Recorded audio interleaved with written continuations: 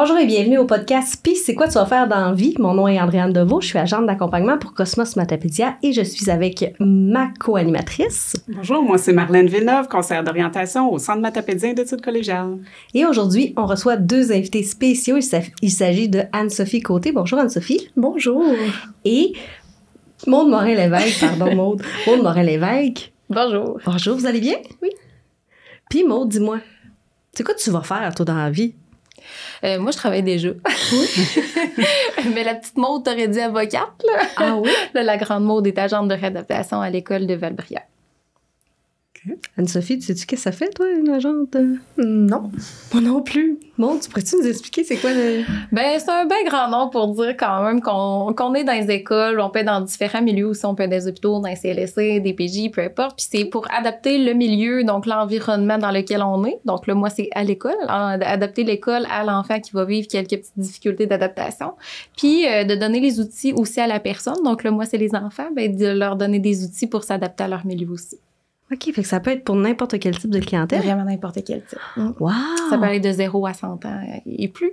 Ça fait combien de temps que tu fais ça? Ça va faire 6 ans. 6 ans, puis t'aimes ça? J'adore ça, j'adore mon travail. Puis, tantôt, tu disais que la petite Maude aurait voulu être avocate.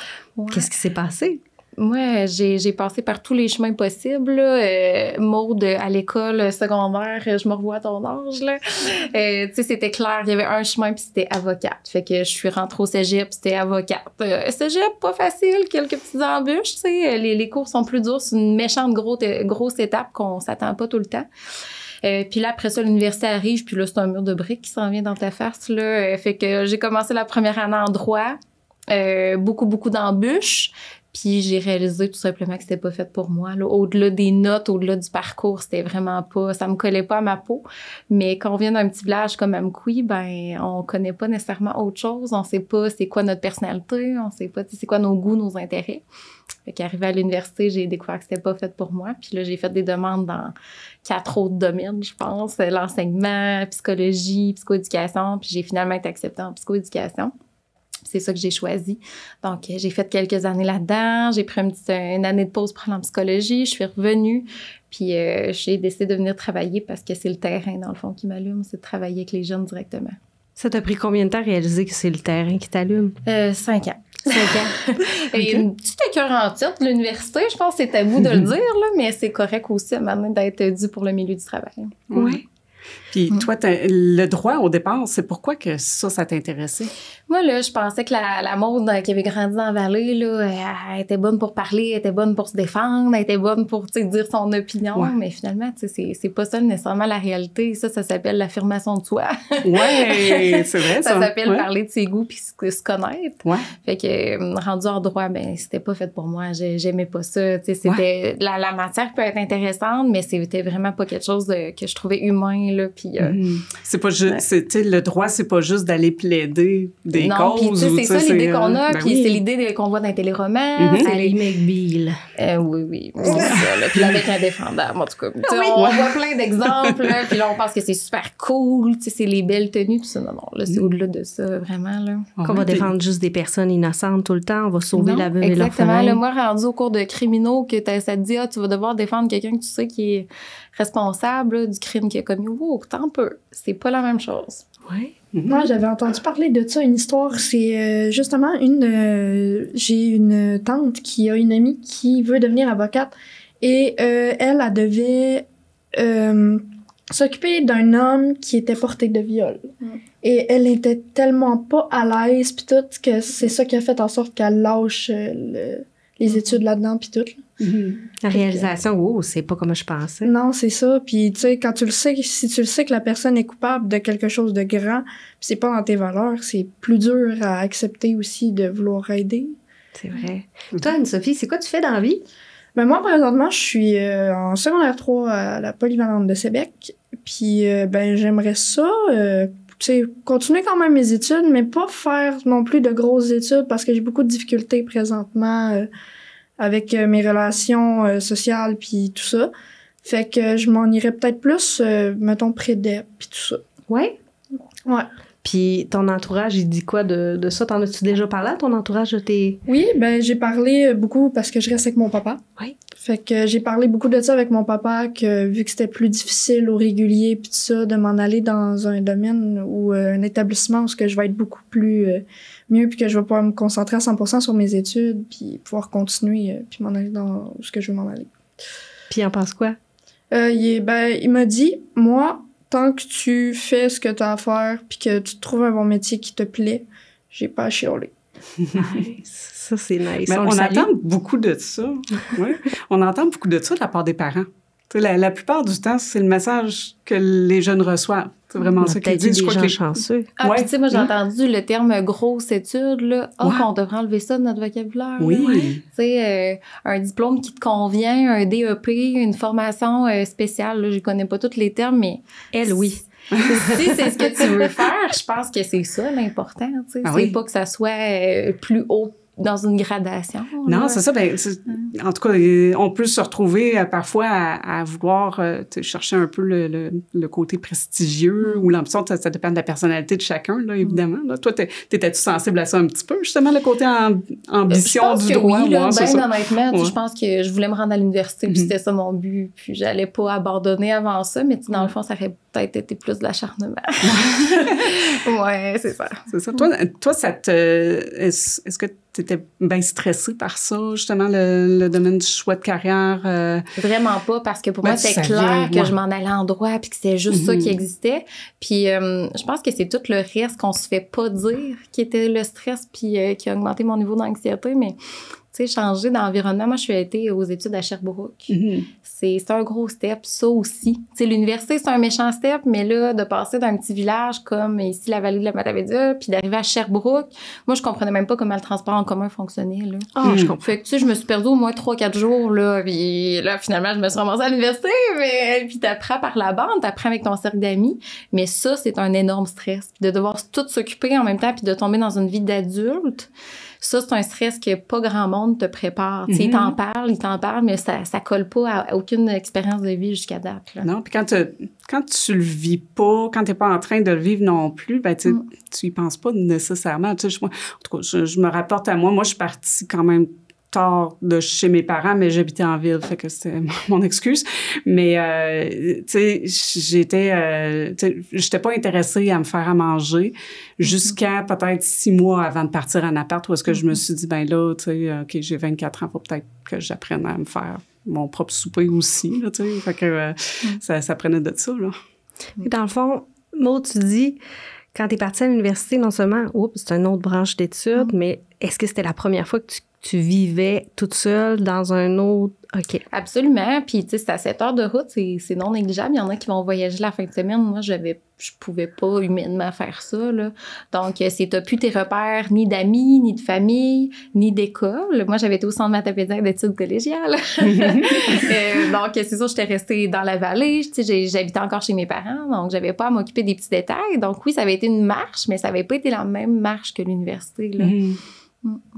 Puis, toi, Anne-Sophie, dis-moi, parce que je me pose encore la question, c'est quand est-ce qu'on sait qu'on est un adulte d'après toi, là? Tu sais, c'est quoi un adulte? C'est-tu 20 ans? C'est-tu quand t'as ta maison? Selon moi, être un adulte, c'est quand t'es capable de prendre tes responsabilités par toi-même.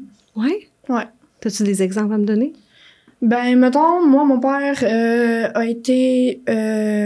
sorti de chez ma grand-mère très, très tard. Parce que mon père était une personne qui savait pas bien gérer son argent, qui était très tête en l'air. Puis avec le temps, quand il a commencé à bien prendre ses responsabilités, il s'est dit, je pense que je me sens assez prêt pour pouvoir quitter la maison.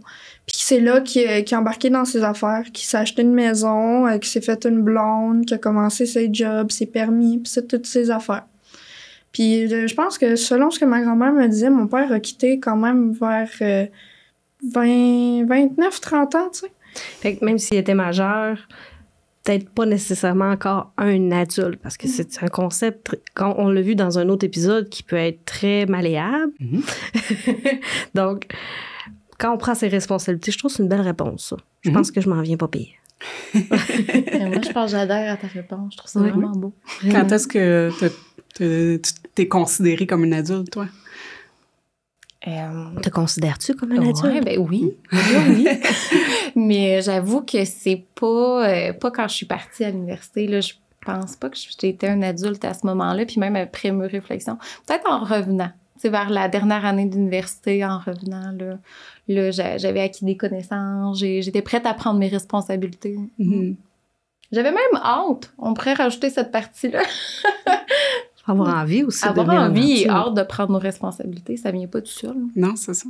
Toi, t'as-tu hâte justement de vivre ces moments-là, d'aller en appartement? Oui, déjà, on me le dit souvent que pour mon âge, j'ai une très bonne maturité. Fait que selon moi, je vais être capable de prendre quand même mes responsabilités assez tôt. Puis j'ai déjà tendance à vouloir, tu sais, apprendre à bien me débrouiller seule, tu sais. Puis j'ai toujours été dans un environnement assez... où ce que je devais me débrouiller seule. Mm-hmm.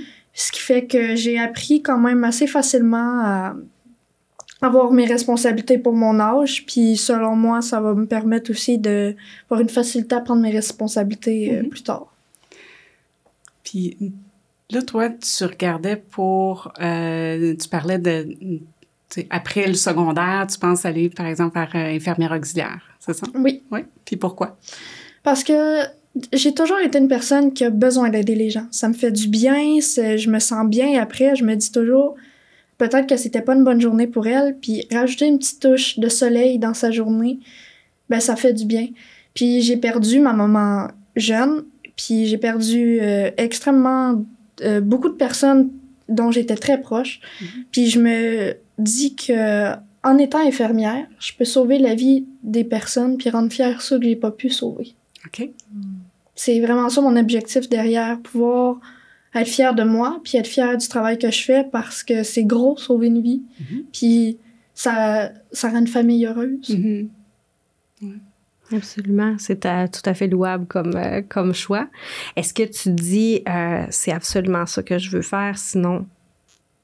Ben, si ça marche pas, je sais que je suis très bonne en dessin, fait que j'irais tatoueuse sinon. Wow!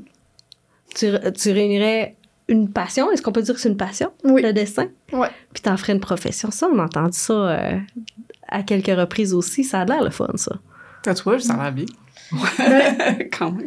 J'ai déjà j'ai une amie qui sa maman est tatoueuse puis elle m'a permis de la tatouer elle-même. Wow. Et juste avant, tu sais, elle est vraiment professionnelle à tout, son cours en hygiène, le matériel, pas de tout. Puis au début, elle m'a fait tatouer sur une fausse peau. Après, elle m'a permis de l'essayer sur elle-même. Puis juste déjà, c'est quand même difficile, ça paraît pas, mais c'est vraiment difficile. Mais je me suis quand même bien débrouillée, puis c'est là que je me suis rendu compte que j'aimerais vraiment ça. Ça pratique la patience, puis ça pratique beaucoup la minutie. C'est le fun que tu aies eu accès à cette expérience-là. Je connais pas grand monde de...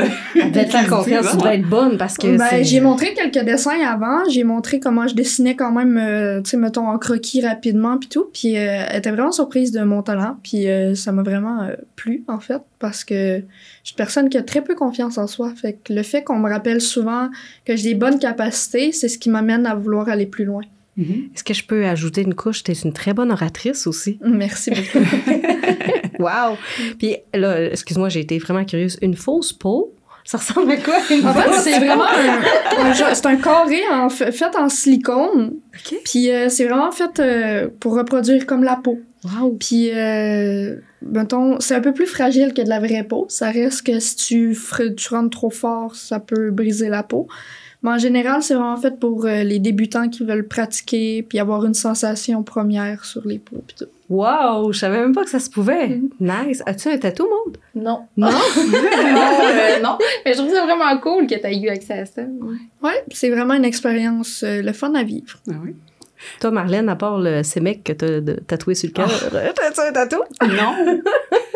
On est peut-être plate. Faudrait que non, moi je suis une fille plate dans la vie, honnêtement. Un petit nerd. Puis... Moi, j'ai un tatou. Toi? J'ai un tatou, mais il est dû pour être fait. Peut-être, si tu finis infirmière auxiliaire, on peut faire exercer nos passions en dehors des heures du travail. Il y en a plein qui le font. C'est une idée que j'ai. Si je réussis à devenir infirmière, je serai infirmière à temps plein. Puis à temps partiel, je serais tatoueuse, plus pour mes amis, ma famille, puis tout. C'est vraiment plus comme en passion. Puis si infirmière, ça marche pas, ben je vais vraiment y aller pour en faire mon métier. Nice, fait que t'as un plan B déjà. Wow, ça c'est peu commun à ton âge, j'avais pas ça. Après l'émission, peut-être je te montrerai mon tatou, tu me diras ce que t'en penses. J'aimerais ça avoir des petites corrections. Toi, est-ce que tu vois un lien entre ces deux métiers-là, infirmière auxiliaire et tatoueuse? Ben, en fait, c'est un métier qui... tout dépend vraiment comment tu le vois. Tu sais, mettons, une personne est très complexée par son corps puis veut se faire tatouer pour se sentir plus à l'aise dans sa peau. Ça peut être un métier de relation d'aide dans ce domaine-là. Mm-hmm. Mais en général, je trouve qu'il n'y a pas vraiment de lien. C'est vraiment plus un métier que je veux faire par passion puis un métier que je veux faire vraiment par mes valeurs. Oui. Fait que... Moi, ça, c'est ma déformation professionnelle. Moi, j'adore ça, faire des liens. Des fois, c'est un petit peu poussé, mais pour infirmière auxiliaire puis tatoueuse, tu sais, des tatoueuses, les tatoueurs en général, ils ont des normes quand même à respecter qui sont assez importantes, au niveau de la salubrité, puis tout ça, tu sais, effectivement. Oui. Puis t'as aussi, le côté relation, c'est ça, rassurer. Puis... Tu travailles avec les organes, avec la peau, dans le fond, oui, les personnes. C'est un organe assez important aussi. C'est le plus grand organe, ils vont te le dire à l'école d'infirmerie. Oui, absolument. Puis, non, c'est ça. Puis, je trouve ça vraiment le fun, ce que tu as amené, la possibilité, une personne qui se sent pas bien dans sa peau, puis tout ça, parce que il me semble que j'avais déjà vu ça, tu sais, des personnes qui ont eu une cicatrice, par exemple, tu sais, bien importante, qui veulent cacher ça.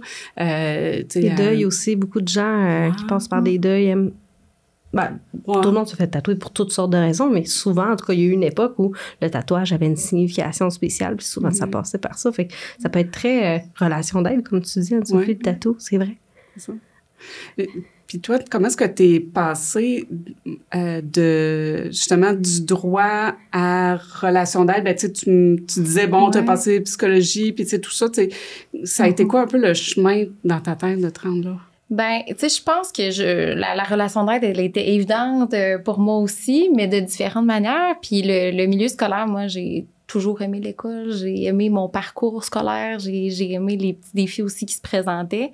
Donc, pour moi, c'était une évidence d'aller là. Fait que c'est sûr que quand j'ai fait mes demandes d'admission à l'université, ça a été enseignement, psychologie, psychoéducation. Je pense que ça tournait toujours, à part le droit, autour de la même branche. OK, fait que le but premier était de dire, je vais aller dans un milieu que j'étais bien. Comme Sophie dit, d'aider les gens à se sentir bien. Vraiment, là, je pense que ça, c'était mon gros but, mais que j'aurais pas été capable de nommer adolescente. Là. Anne-Sophie, elle m'impressionne. Colline. J'avais pas cette maturité-là, moi, là. Fait que c'est ça le lien qui m'a fait comme chavirer là. Puis l'année en psychologie, j'ai adoré le contenu que je voyais, mais honnêtement, le fait de devoir aller au doctorat, je pense que c'est une réalité qu'il faut tenir en compte. Là. Même si tu dis, OK, ton but devrait toujours te motiver. Moi, le doctorat, je suis pas mal sûre que c'était pas fait pour moi. Là. Je le sentais, je le savais. Les études universitaires étaient pas si faciles que ça pour moi, mais ça m'intéressait. Fait que, un doctorat, je pense que ça aurait vraiment été me décourager, me démotiver. Oui. Je pense qu'il faut tenir compte de ces petites choses-là aussi, malgré tout. Absolument. Non, absolument. Parce qu'en droit, tu as fait une année. Un an. Un an. Après ça, un an en psycho. Un an en psychoéducation. Okay, ensuite, une année en psychologie. Oui. Puis après ça, j'ai terminé le bac en psychoéducation. Le bac en psychoéducation, OK. Mais t'es pas psychoéducatrice? Non, parce que j'ai décidé de pas faire la maîtrise. Okay. Puis honnêtement, je conseille de faire la maîtrise à celles qui veulent vraiment aller là-dedans. Moi, c'était rendu une petite écœur en titre d'école. Okay. Après des changements de programme, puis en même temps, je m'en sors très bien dans la vie. Là. J'ai quand même été capable d'aller me chercher des diplômes qui m'ont garanti des entrées un peu partout ce que je voulais aller, là. OK. Parce que ça, je me demandais justement avec, parce que psychoéducation, comme psychologue aussi, c'est une profession qui est régie par un ordre professionnel, exactement. Ce qui veut dire que c'est pas n'importe qui peut avoir ce titre-là, comme infirmière d'ailleurs, infirmière auxiliaire.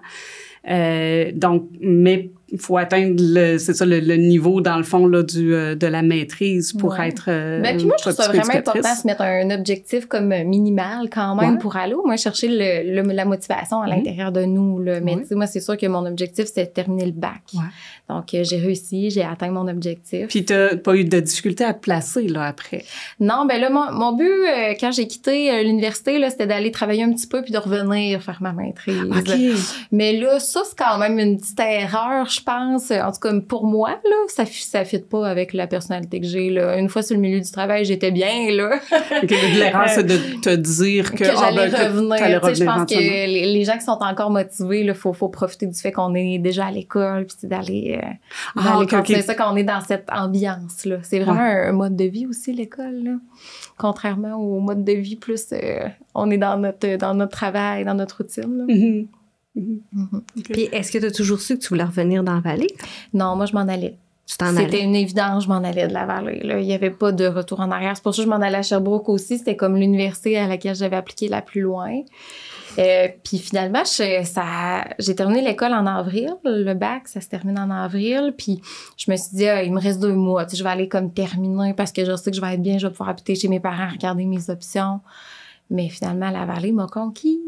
Honnêtement, là, c'est reconquise. Ouais, si on veut, parce que je pense plus qu'elle avait tant mon amour, la vallée, après les années. Mais des fois, il faut aussi partir pour mieux revenir. J'étais tannée parce qu'aussi, j'avais aussi l'ancienne Maud, là, dans ma tête, là, de celle qui avait été à l'école, celle qui avait été au cégep ici. J'étais plus non plus cette personne-là. Fait que je pense que je suis juste revenue mieux dans ma peau, mieux dans ma tête. Puis ça a fait une belle expérience au final. La vallée, là, c'est un bijou de proximité, de services, de petits loisirs. Moi, je suis une fille de plein air. Ça répond complètement à mon besoin, là. C'est vrai. Puis c'est drôle, comment tu dis, la mode qui est partie versus la mode qui est revenue, ce serait quoi les plus grosses différences? Tu as parlé... la confiance. Ouais, puis aussi le niveau d'anxiété, parce que c'est sûr que là, j'en parle depuis tantôt, mais l'université, c'est anxiogène, là. C'est quand même un gros facteur de stress. Je pense que c'est normal, là, avec les cours puis la demande. Mais au-delà de ça, il y a tous les autres facteurs qu'il faut apprendre à être un adulte, apprendre à être notre personne à nous. C'est plus en fonction de nos parents, plus en fonction de l'école, plus en fonction de nos amis, en fonction de nous-mêmes. Fait que ça, je pense que ça amène tout le monde à se redéfinir comme adulte. Puis quand je suis revenue, j'étais la mode qui s'était définie, qui s'était trouvée. Mais on continue ce processus-là tout au long de la vie, là, mais je pense que la base était bien solide.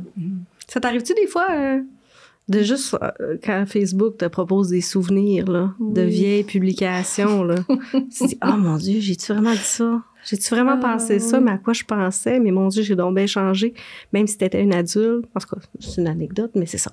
J'étais un adulte, théoriquement. Genre, lis ça, j'étais pas une adulte. Oh mon Dieu, c'était ridicule. Non, c'est fou. Ouais, je sais pas dans l'air comme que vous êtes, là. Qu'est-ce que ça va donner avec les réseaux sociaux? Franchement, moi, mettons, niveau réseaux sociaux, je fais partie des réseaux sociaux. Puis, tu sais, moi, honnêtement, je m'en sers vraiment juste plus pour la communication avec mes amis ou autres. Mais je trouve que des fois, ça peut vraiment aller trop loin. Puis que c'est pas forcément quelque chose de bon. Que ça peut être utile, mais pas forcément quelque chose de bon au quotidien. C'est vrai, ça peut avoir un impact, comme justement, on en parlait peut-être en pré-entrevue, mais des fois, certaines personnes, dans leur parcours, regardent ce que les autres font sur les réseaux sociaux. Ils disent « Oh mon Dieu, moi, j'ai pas encore fini l'école. J'ai bifurqué un petit peu. J'étais pas sûre de ce que je voulais faire. J'ai perdu... » Ah, on l'a-tu entendu souvent? J'ai perdu 1 année, j'ai perdu 2 années. Puis de se refaire mettre ça d'en face, ça peut créer plus d'anxiété sur « OK, je suis peut-être pas normale, peut-être que je suis pas à jour. » C'est quelque chose qu'on a entendu. Non, puis tu sais, moi, j'aime ça de la manière que tu l'apportes parce que le parcours, le choix de vie, c'est anxiogène, mais je pense qu'il faut normaliser ça. C'est correct qu'on vive un petit stress avec ça. Hey, ça va définir qu'est-ce qu'on va faire à chaque matin. Est-ce qu'on va être assez motivé pour se lever chaque matin puis aller comme faire ça chaque jour de notre vie? Il y a des journées qui sont pas faciles, puis il y a des journées qui, au travail, c'est pas facile, mais il y a des journées que personnellement, c'est pas facile aussi. Fait que tu sais, je pense que c'est correct qu'on vive un petit stress avec ça puis qu'on se questionne face à ça, mais faut pas rentrer dans l'éco-anxiété puis dans l'anxiété de réseaux sociaux, de se comparer à ceux qui vont nous faire miroiter la magie. Puis l'anxiété aussi, l'anxiété des réseaux sociaux aussi, souvent, c'est que les réseaux sociaux, tu montres ce que tu veux. Tu ne montres pas forcément tout ce que tu es réellement. Tu montres ce que tu veux, puis c'est comme ça que, au final, tu montres juste les bons côtés, puis que tu finis à créer du stress pour certaines personnes qui vont être comme t'expliques tantôt, « Ah, moi, j'ai manqué 1 année ou telle chose. » Par le fait que tu crois réellement à ce que tu vas voir. Puis, tu sais, tu te compares, dans le fond, avec des pas des normes, mais tu sais, des gens qui montrent juste leur beau côté, puis tu penses que les beaux côtés, c'est la normalité. C'est pas ça du tout, là. Tu dois connaître ça, toi, les ingrédients du stress de Sonia Lupien? Oui, le ciné. Le ciné. On connaît ça. Anne-Sophie. On va peut-être l'apprendre, Anne-Sophie. Moi, je connais pas ça, fait que ça peut être intéressant. Je vais t'expliquer ça.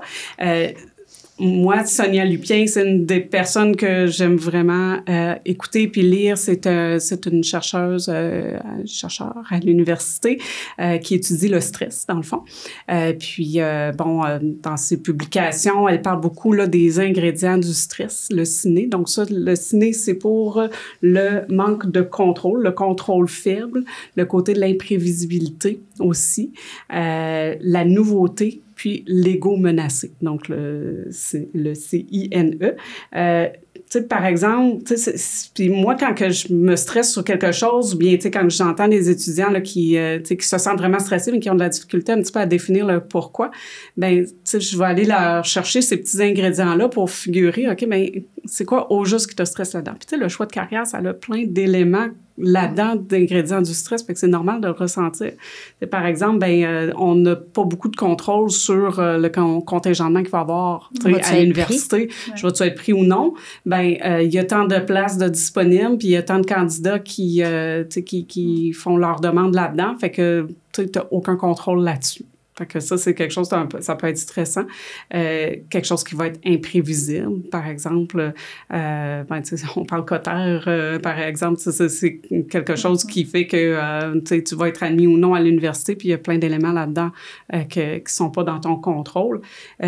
Mais surtout, la nouveauté, tu sais, t'es dans quelque chose de complètement... Tu me dis, bon, quand tu as été à l'université, OK, premier appartement, première fois que tu fais des études supérieures, première fois que tu dois gérer ton compte, payer des factures.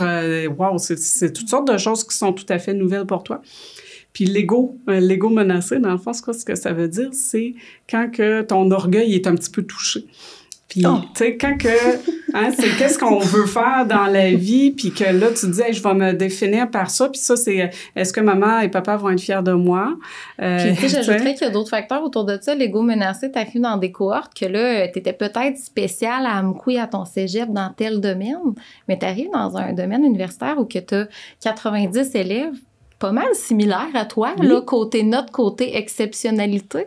Fait que, tu sais, t'es plus spécial, t'es plus comme bon dans ça, où tu deviens la norme. Donc, je pense que ça, l'ego menacé peut être un facteur qu'on parle pas beaucoup face à l'université, là, mais qui est important de prendre en compte. Oui, absolument, absolument. Puis, tu sais, aussi, ça peut être juste de dire, moi, je sais pas qu'est-ce que je veux faire dans la vie. Il y en a qui sont gênés de dire ça un peu face aux autres, ou bien, face à une grand-maman qui nous le demande dans le temps des fêtes à Noël, puis tout ça, c'est ça. Ou bien, ceux-là qui vivent des pertes d'emploi aussi. Ça aussi, ça peut être stressant. Puis c'est tout ce qui a trait à l'image qu'on a, puis tu parles de réseaux sociaux aussi, c'est ça. Quand on se compare à du monde qui ont des normes vraiment exceptionnelles, c'est ça. C'est un peu toi, tu dis, là, j'ai-tu honte un petit peu de ce que moi je suis? Ou, fait que c'est ça, c'est un peu ça que ça en est. Fait que, tu sais, quand tu le décortiques, ça, là, tu peux figurer, OK, pour moi, c'est quoi mon ingrédient à moi qui est vraiment le plus stressant? Puis, là, moi, je veux... Puis après ça, tu peux agir là-dessus. T'sais, par exemple, de dire, si quelque chose, si c'est le fait que c'est nouveau, que ça te stresse, prépare-toi le plus possible à aller chercher de l'information. Tu peux aller, que ça soit faire une visite d'étudiant d'un jour, aller à l'université, poser des questions à des gens qui ont passé par là, apprendre à faire à manger avant le temps, puis tout ça. Fait que c'est des affaires qui aident à faire passer après ça la nouveauté, là. Tantôt, tu parlais famille puis stress, justement, mais ça aussi, ça peut venir avec les valeurs familiales. Oui. Mettons, dans ta famille, t'as toujours été cégep, université, puis tu sais, là, t'es plus dans un parcours difficile, puis on te pose la question, tu vas peut-être moins te sentir à l'aise de dire, moi, j'ai plus de difficultés, fait que je veux pas faire comme vous, tu sais. Ça aussi, c'est quelque chose qui peut avoir de l'impact sur... mais si je parlais de motivation depuis tantôt, je pense que l'aspect famille ne devrait pas être le motivateur d'aller à tel endroit, de faire tel degré universitaire ou collégial ou professionnel. Puis, je suis complètement d'accord avec toi. Mon père était une personne, justement, qui voulait que j'aille à l'université, que je fasse des grosses études, parce que ma mère le fait. Mais j'y ai toujours dit que c'était moi qui allais travailler, puis si je devais faire ce que lui voulait, ça veut pas dire que je serais bien avec moi ce que je vais faire. Puis que même si j'irais pas au cégep ou à l'université, que même encore aujourd'hui, juste un DEP, tu pourrais être mieux payé que certaines personnes à l'université. Puis que ça va être ma vie, c'est moi qui va quand même devoir choisir ce que je vais vouloir faire, tu sais, fait qu'il pourra pas avoir d'influence sur mes études. Puis quand j'ai expliqué ça, il a totalement été ouvert pour le reste, que j'ai plus de difficultés, puis que dans quoi je veux m'en aller. C'est le fun que tu aies pu avoir cette conversation-là avec ton père. Oui, puis je pense que ça lui a fait prendre conscience de beaucoup de choses qu'il aurait aimé prendre conscience quand il était jeune, sur le marché du travail puis tout. Non, puis tu sais, je te vois, puis je pense qu'on devrait bannir 2 mots dès aujourd'hui, là. Grosse étude, là, puis perdre d'une année. Oui. On gagne des années, honnêtement. On la gagne parce que même si c'est pas le parcours que tu as décidé, ça va t'apprendre 10 millions d'autres affaires. Puis si c'est pas des affaires que tu veux apprendre, ben, tu le sais au moins que c'est pas ça que tu veux apprendre. Quelle beauté de gagner une année comme ça. Oui, tellement. On a 2 invités, je trouve, avec tête ses épaules. Tu sais, vous parlez de l'impact de l'environnement social, puis on devrait pas... on devrait pas s'empêcher ou faire nos choix en fonction de notre entourage, de notre famille. Et pourtant, c'est quelque chose qu'on a entendu souvent. Ah, je suis allée à tel cégep où je suis restée parce que j'étais dans ma famille.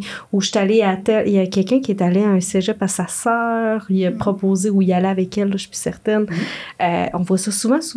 Puis pourtant, on n'a jamais entendu quelqu'un nous dire que c'était un mauvais choix. C'était un mauvais choix, mais ils ont appris quelque chose.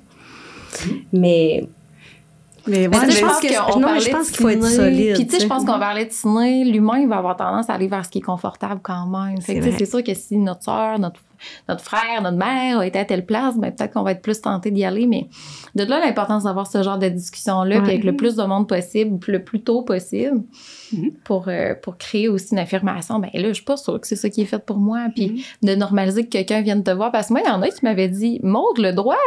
pas sûr, c'est pour toi.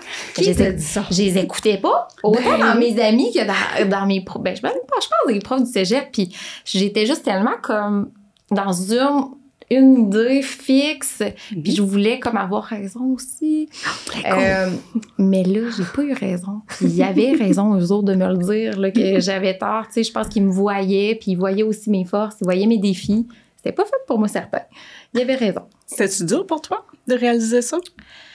Non, parce que pour le droit, ça a vraiment pas été difficile parce que j'aimais pas ça. Ça a été clair. Ça a été très clair. Ouais. D'aller chercher un programme qui nous motive, qu'on aime, là. C'est ça. Mais tu t'es pas acharnée là-dedans non plus. Je me suis pas acharnée. Puis, tu sais, je pense que là, j'avais beaucoup d'hésitation à abandonner le programme, là. Puis je déteste ce mot-là autant que les 2 autres que j'ai dit tantôt parce que... c'est pas un abandon. T'sais, au final, j'ai resté l'année complète. Je l'ai faite l'année. J'ai vécu les cours. J'ai quand même vu le milieu. J'ai pas vécu de stage, mais je savais déjà que c'était pas fait pour moi. Puis c'était pas juste une question de notes, c'est une question de personnalité puis de plein d'autres aspects. C'est super intéressant ce que tu dis là, parce qu'on parle beaucoup de persévérance depuis plusieurs années dans le secteur scolaire. Je suis sûre que t'en entends parler. Hein? Est-ce que tu commences à être tannée? Oui, un peu. Il nous le rappelle beaucoup, mais en général, quand tu l'as déjà, il le remarque pas forcément. Nous, mettons, à l'école, on va mettre des efforts, on va persévérer, mais il faudrait toujours en rajouter de plus puis de plus pour plaire.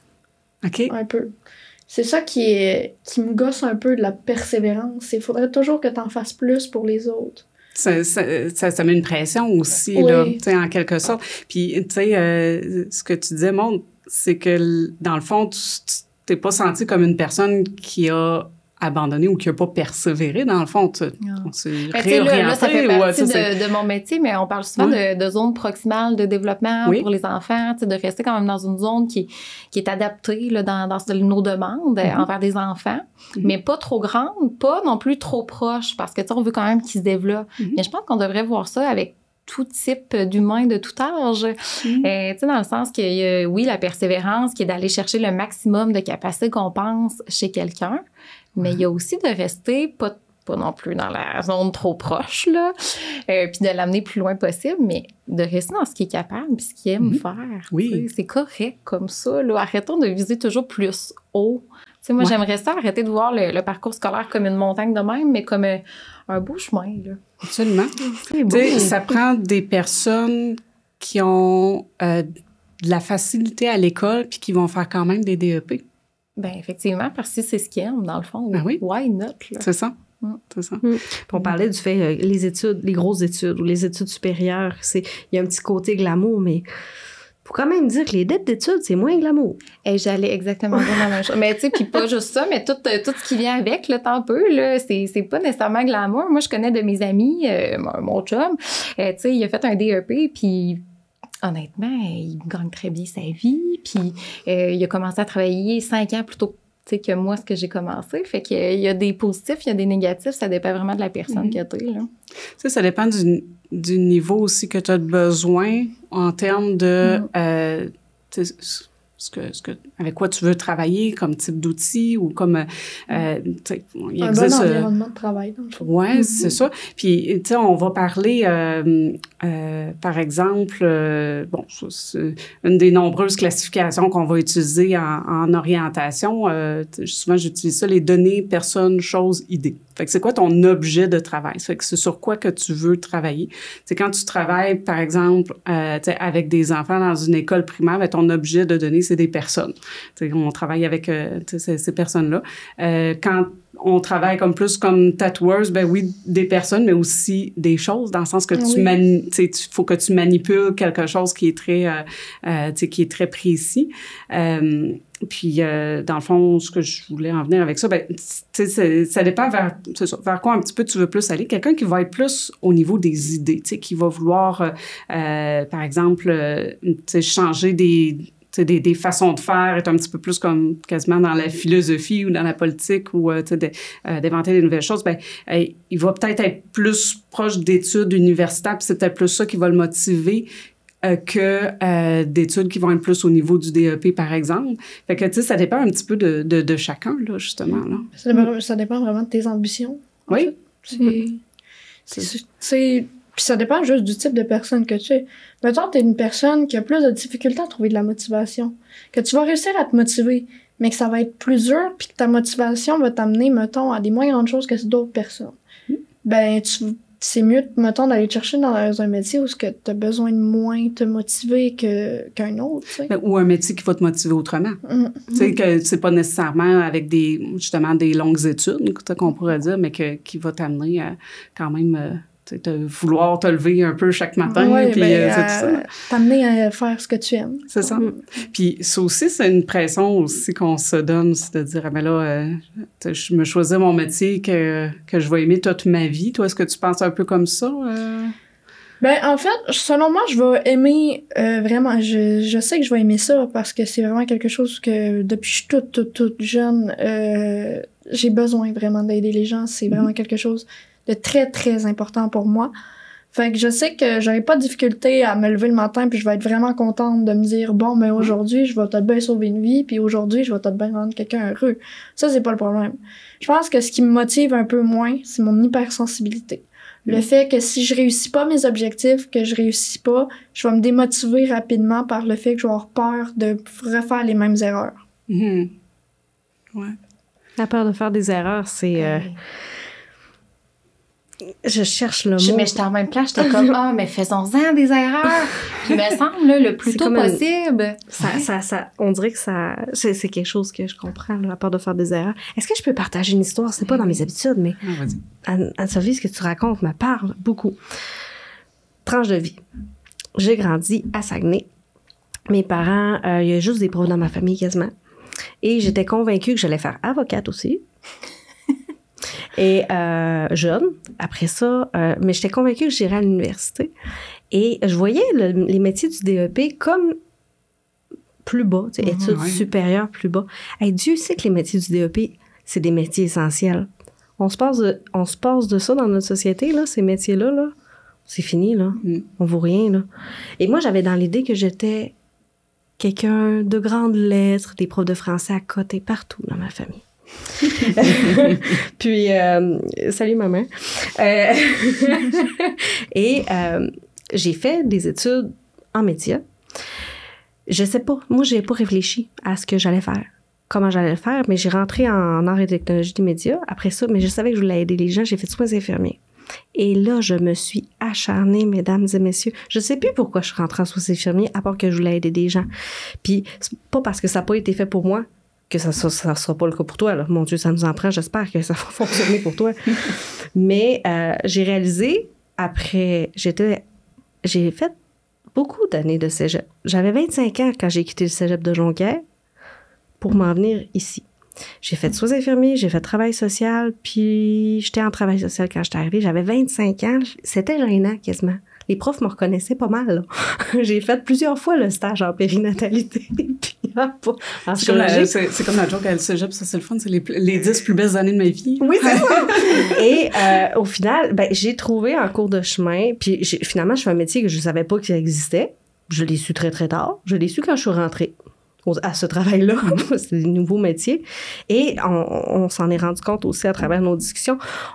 Beaucoup de métiers, comme le métier de mode aussi, on peut aider les gens. Fait en tout cas, pour moi, ça n'a pas été infirmière, ça a été autre chose. Puis j'aide pas la veuve et l'orphelin, j'aide pas les gens à soigner leurs plaies, à penser leurs blessures, à passer à des moments difficiles, mais j'aide tous les partenaires de la démarche à ma façon, à tous les jours, et ça me satisfait. Et ça, c'est quelque chose que j'ai réalisé tard. Très tard. Mais j'avais pas les épaules aussi solides que toi, je pense, Anne-Sophie. Merci beaucoup. Wow, c'est vraiment... excusez, c'est pas mon rôle de partager des tranches de vie, mais j'en avais vraiment envie. C'est très beau.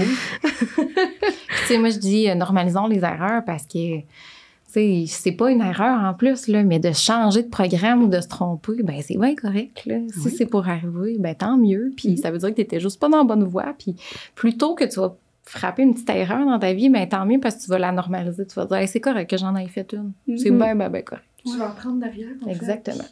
Ça va te permettre justement de ne pas les recommettre puis d'avancer en étant meilleur dans ce que tu fais.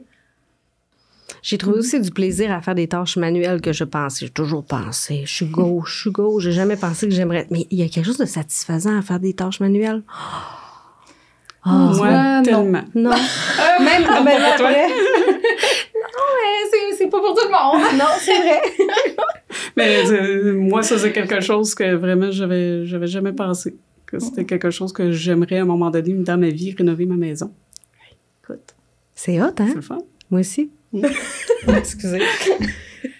Fait que voilà, on avait d'autres questions, excusez. Bon, quand il y a des petits, il va y avoir du montage aussi. Hein, quand il y a des petits comme ça, là, où est-ce que j'ai perdu le fil un petit peu de ce que je t'ai rendu. Merci, Carl. Bonne chance, Carl. J'en profite pour te dire qu'il restait 10 minutes. 10 minutes, merci. C'est ça, c'est parce qu'on parlait de persévérance et d'acharnement. Maud, quand t'as arrêté après un an c'est loi? En droit. En droit. En droit. Et que là, t'as essayé plusieurs affaires. Est-ce qu'il y a des gens autour de toi qui t'ont dit « Ouais, mais là, tu te branches-tu? Parce que c'est long? Ou parce que ça coûte cher? Ou quand est-ce que tu reviens? Ou tu sais, t'as-tu eu? » Non. Non. Mais c'est ça, moi, après ma première année de psychoéducation, il y avait comme un examen là, qu'il fallait passer. Puis j'étais pas dans une très belle période de ma vie.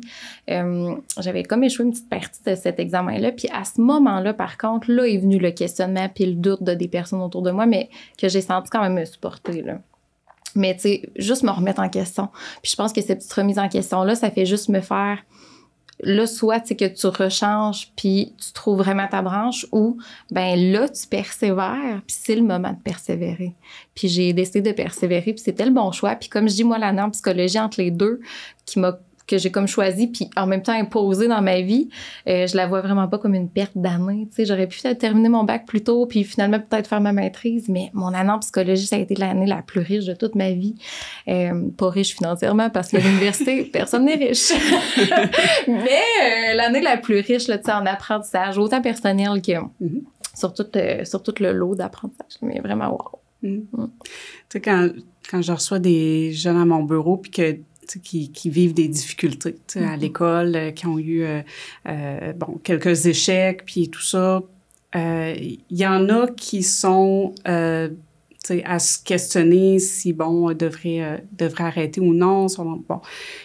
Puis là, premièrement, est-ce que t'aimes? Est-ce que ça semble être fait pour toi? Est-ce que tu veux? Oui. OK, ben si c'est ça, est-ce que il y a des affaires qu'on peut réajuster pour que ça fonctionne mieux. T'sais, est-ce qu'on a mis toutes les ressources en place pour toi? T'sais, est-ce que tu aurais le droit, par exemple, à des services adaptés, puis qu'on le sait pas, on fait, par exemple, du dépistage? Est-ce que il y a des choses à améliorer dans tes habitudes d'études? Es-tu motivé pour faire ces changements-là? OK, oui, ben on y va, puis on continue, on essaie. T'sais, dans le fond, la question, c'est de savoir, est-ce que j'ai tout essayé? Puis si oui, par contre, si tu dis, ben on a mis tout en place, on a fait, on t'a aidé, toi, tu t'es aidé beaucoup, tu as travaillé très, très fort, puis ça marche toujours pas dans quelque chose, ben là, c'est là le bon moment de se questionner sérieusement, puis de se dire, OK, ben est-ce que je suis rendue dans l'acharnement, ou bien... on est encore dans la persévérance. Il y a une ligne qui est très, très mince, qui est pas évidente.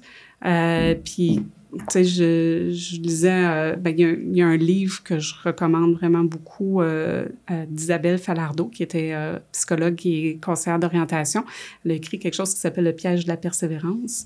Puis elle dit que quand on est dans l'acharnement, on est en souffrance, dans le fond, vraiment. Mm-hmm. C'est là le moment où est-ce que tu dis, Colin, j'ai quasiment plus de fun là, à l'école parce que ce que je fais là, c'est rendu trop difficile, puis là, le bout, je le vois pas, là. Fait que là, c'est là le bon moment qu'on se dit, OK, ben on essaie de passer à d'autres choses, puis c'est pas évident, là, ce bout-là. Mais moi, je vais apporter une autre approche. Là, on s'est fait former dernièrement une petite cohorte de professionnels. Là. C'est l'approche orientée solution. Oui. Puis on peut l'avoir avec l'anxiété, on peut l'avoir avec les métiers, avec n'importe quel problème au départ. Puis moi, ce que j'aime beaucoup de cette approche-là, j'adhère vraiment, vraiment beaucoup, c'est qu'au lieu de se concentrer sur le problème comme finalité, parce que, tu sais, là, on se dit, OK, ben on va choisir un domaine d'études. Bon, c'est ça notre finalité. Ben au lieu de le voir comme ça, au contraire, c'est voyons comme, regardons les solutions qu'on a. Puis à un moment donné, si aucune de ces solutions-là fonctionne, ben c'est peut-être parce que tu n'as pas le bon objectif de départ. Oui. Mais moi, j'aime vraiment cette vision-là parce que là, je me dis, ben ton choix de carrière, finalement, c'est pas un problème. C'est une beauté de choix qui s'offre à toi puis de solutions qui s'offrent à toi. Tu as de la misère en français. Ben parfait, on va juste choisir une solution qui n'est pas orientée français, tu sais. Puis... moi, je trouve ça ouvre pas mal plus de portes de voir ça comme ça. Oui, absolument. Je me demandais, Maude, quand tu disais que tu étais rentrée sur le marché du travail, avant ça, là, dans ton adolescence peut-être, est-ce que tu as eu des jobs d'été, des job-in? Oui, j'en ai beaucoup. Mais moi, je travaillais dans une épicerie. Ça a comme été ma plus grosse job là, de la vallée. Fait que c'est ça que... Je savais que je voulais pas être caissière, mais malgré que je trouve ça très important, on parlait qu'il n'y a pas d'échelle de métier, là, je trouve ça très important. Mais je savais que c'était pas ça que je voulais faire, mais au-delà, j'aimais full ça parler avec les gens en caisse, j'aimais ça, avoir des petites discussions. Que ça aurait pu m'orienter, mais encore là, j'étais tellement focus droit que je voyais pas ça du tout. J'ai aussi des job-ins d'été en loisirs. Je me suis occupée de coacher du soccer, ce que je fais encore et toujours dans ma vie. Wow! Fait que tu sais, ça, je pense que j'ai adhéré à ça, puis c'était le côté un peu sport, plein air de ma vie, mais que j'ai décidé que ça allait pas être mon métier principal. Puis tu sais, on entend des passions, tu sais, j'entends tatou, le dessin. Moi, je trouve ça hot d'avoir plusieurs passions parce que ça peut orienter des choix de carrière, mais ça peut être aussi un passe-temps de ta vie, un trait de ta personnalité que tu vas aller exploiter ailleurs, là. Moi, je le fais parascolaire, tu sais, personnellement, le coaching de soccer. Puis dans les petites job-ins aussi, je travaillais dans des magasins, j'ai travaillé en tutorat. Fait que ça a comme été plein de portes qui s'est ouvert à moi, mais qu'à ce moment-là de ma vie, je voyais pas les options de carrière. Est-ce que ça t'a été à te définir, justement, de dire, OK, ben pour le côté aider les autres, ou t'as-tu eu l'impression... Ben moi, je crois fermement en la pratique, là. Tu sais, je disais terrain tantôt, je crois aussi en la pratique, les stages. Moi, j'ai été chanceuse à l'Université de Sherbrooke, j'avais un stage à chaque session, là. Fait que, vraiment, j'étais sur le terrain, je savais que c'était ce que je voulais faire, mais je pense qu'il y en a qui n'ont pas cette chance-là tôt dans leur parcours, que ce soit en DEP, en formation professionnelle, cégep ou autre. Ben, je pense que c'est là, sur le terrain, que tu sais que si t'aimes ça ou t'aimes pas ça, puis qu'est-ce que...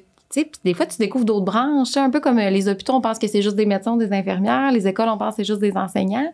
Mais il y a plein d'autres corps d'emploi dans ces beaux milieux-là. Là. Tu sais, le communautaire est très peu connu. Fait que je pense qu'il faut juste comme aller sur le terrain puis voir tout ce qui s'offre à toi puis entendre des gens aussi qui vont peut-être t'inspirer.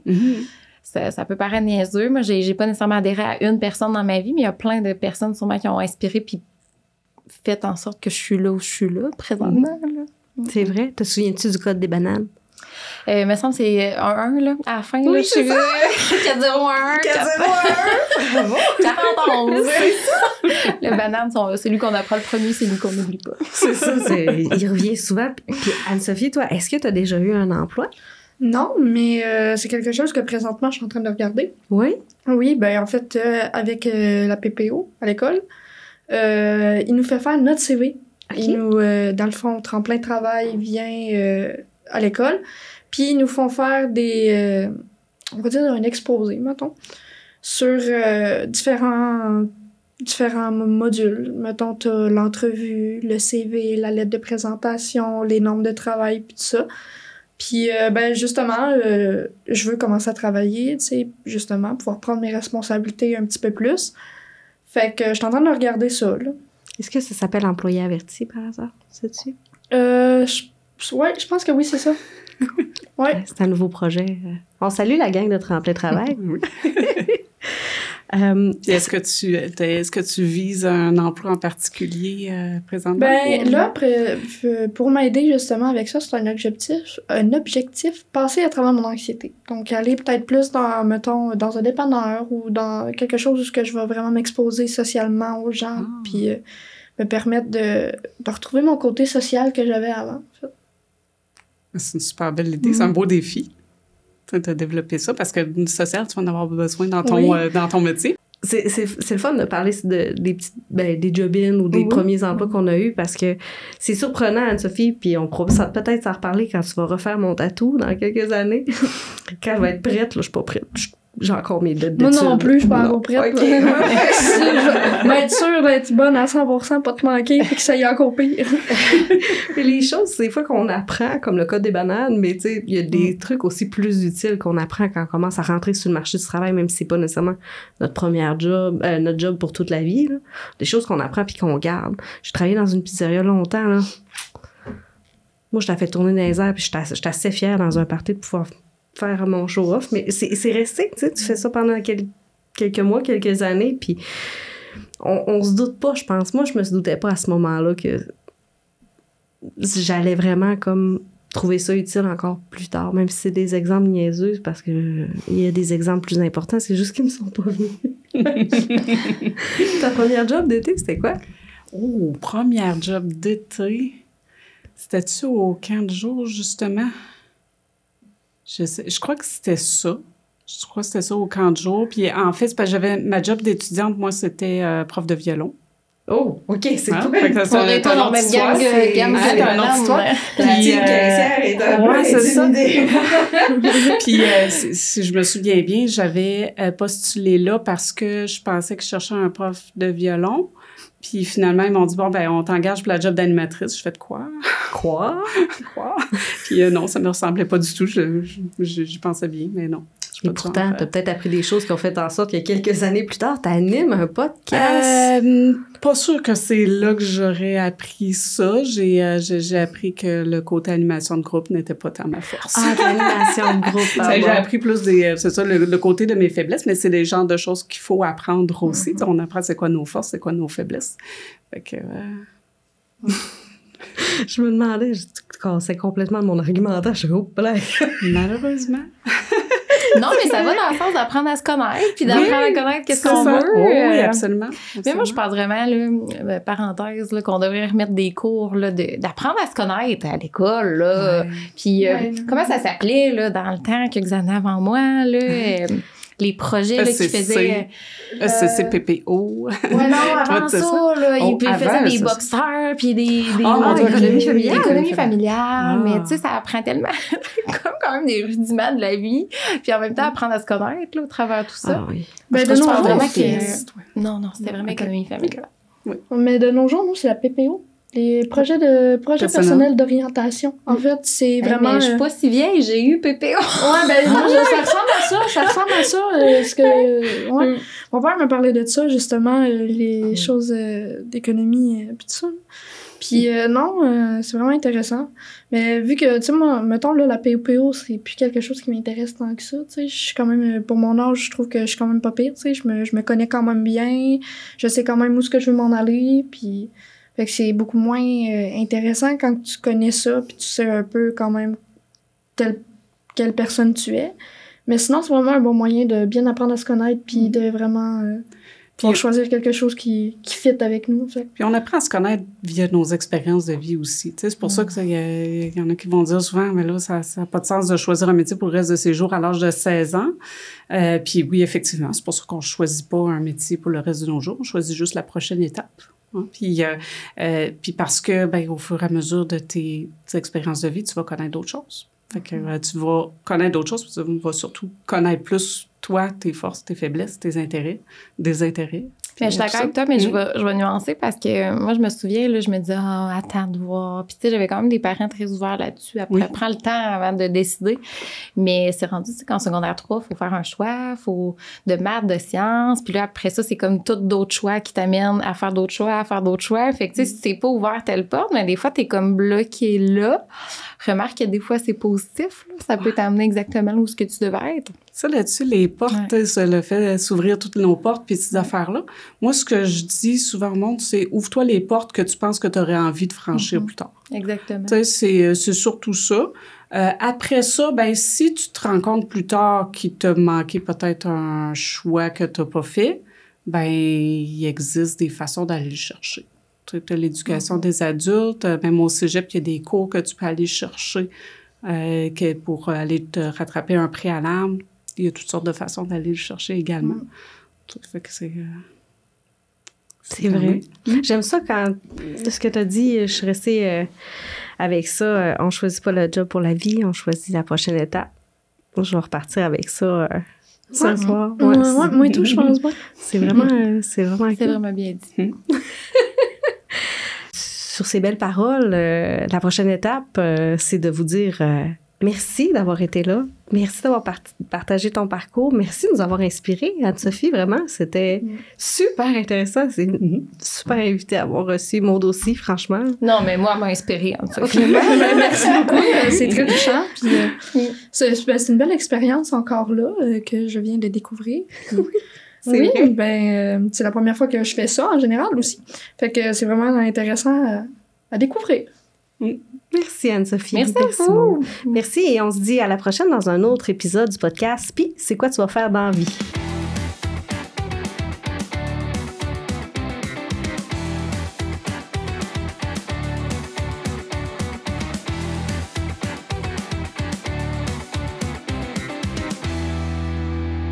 Ce projet a été réalisé grâce à la participation financière du gouvernement du Québec en partenariat avec les Alliances pour la solidarité et le ministère de l'Emploi et de la Solidarité sociale.